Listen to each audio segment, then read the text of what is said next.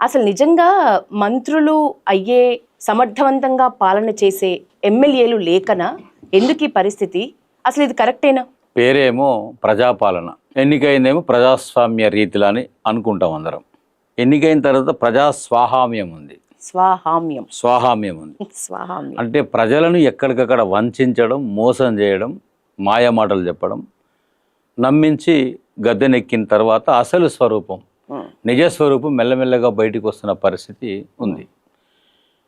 ఎన్నడైతే ఇప్పుడు జనరల్గా నేను చాలామందిని చూసిన, మీరు అన్నట్లు ఇంతగా డైవర్షన్ పాలిటిక్స్ ఏ సీఎం కూడా చేయలే. ఎప్పుడు చేస్తారు డైవర్షన్ పాలిటిక్స్?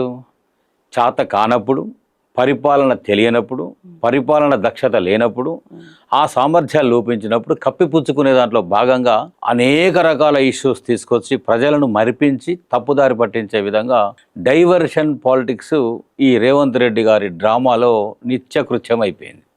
అంటే ప్రజలు తమకు అందాల్సినవి, తమ తీసుకోవాల్సినవి, తమ నమ్మింది ఎందుకో, ఓటేసింది ఎందుకో, ఏ రకమైన మోసం జరుగుతుందో గ్రహించే స్థితిలో లేకుండా ఎప్పటికప్పుడు రూపం మార్చి, వేషం మార్చి, నాలుక మార్చి, ఈ సీఎం రేవంత్ రెడ్డి గారు నాలుక మడతేసినట్టుగా అంత ఈజీగా ఎవరు వేయలేరు. ఆయనకు కొంత అనుకుంటాం కదా, బార్న్ ఇదని, బార్న్ కళ అని. బార్న్ లీడర్ ఉంటాడు, బార్న్ అడ్మినిస్ట్రేటర్ ఉంటాడు. కానీ ఈయన బార్ను ఒక క్రిమినల్ స్వభావంతో మాట మార్చి, గొంతు మార్చి ఏమార్చడంలో దిట్ట, నో డౌట్ అబౌట్ ఇట్. ఎందుకు ఈ రకంగా జరుగుతూ ఉంటే మరి మిగతా మంత్రులు ఎందుకు ఆపలేకపోతున్నారు, చెప్పలేకపోతున్నారు?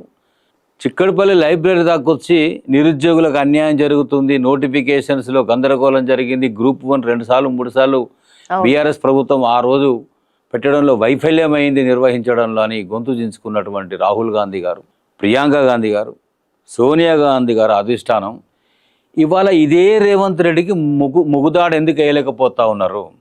కళ్ళెం ఎందుకు వేయలేకపోతా ఉన్నారు? అడ్డుకట్టు ఎందుకు పెట్టలేకపోతా ఉన్నారు?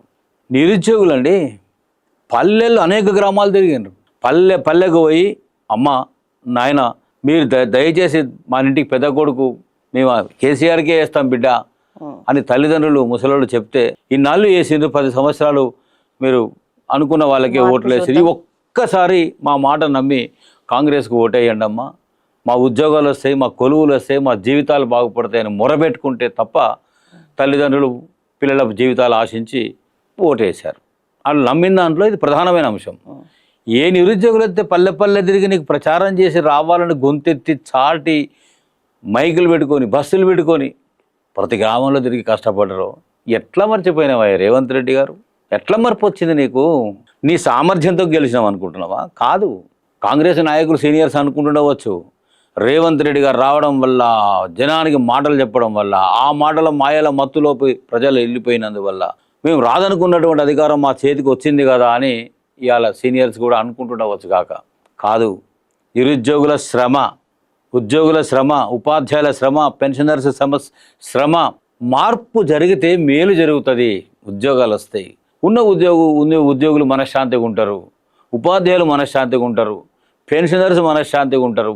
ఆడబిడ్డలకు ఏవేవో వరాలు ప్రకటిస్తూ ఉన్నాడు, కళ్యాణ లక్ష్మితో పాటు తులం బంగారం ఇస్తామంటా ఉన్నారు, 2000 పెన్షన్ కాదు 4000 ఇస్తా అంటున్నాడు.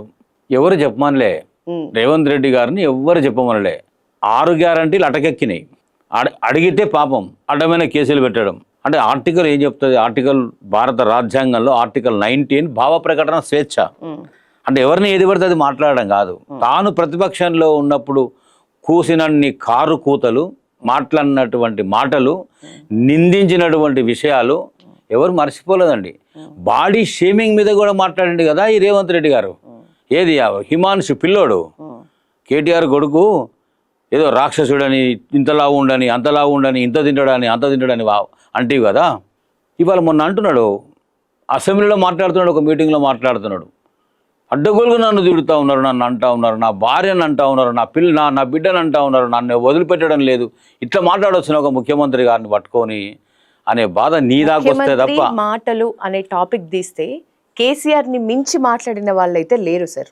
బూతుల పంచాంగంలో పోటీ పెడితే రేవంత్ రెడ్డికి వచ్చినంత మొదటి స్థానం ఎవరికి రాదు ఇయ్యాల కూడా.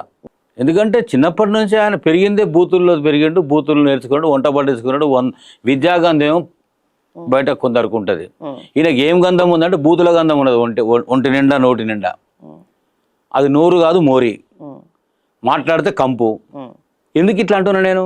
ఆయన మీద నాకు వ్యక్తిగత ద్వేషం లేదు, నాకు కక్ష లేదు, కోపం లేదు, నాకు ఎటు రేవంత్ రెడ్డి మీద వ్యక్తిగత ద్వేషం లేదు, కానీ కేసీఆర్ మీద వ్యక్తిగత ప్రేమ ఉన్నట్లు అసలే లేదు. కేసీఆర్తో కూడా 9 సంవత్సరాల పరిపాలన కాలం లోపల నేను నా సంఘానికి అధ్యక్షుడిగా ఉన్నప్పుడు నేను పోరాడినంత పోరాటం, నేను చేసిన ఉద్యమాలు, జూలై 31 నాడు నేను రిటైర్ అయితే 2019లో జూలై 20 నాడు మహాధరణ నిర్వహించిన. అవును, అన్యాయాలకు, అక్రమాలకు, అవినీతికి నీ సీఎంఓ అడ్డా అని చెప్పిన.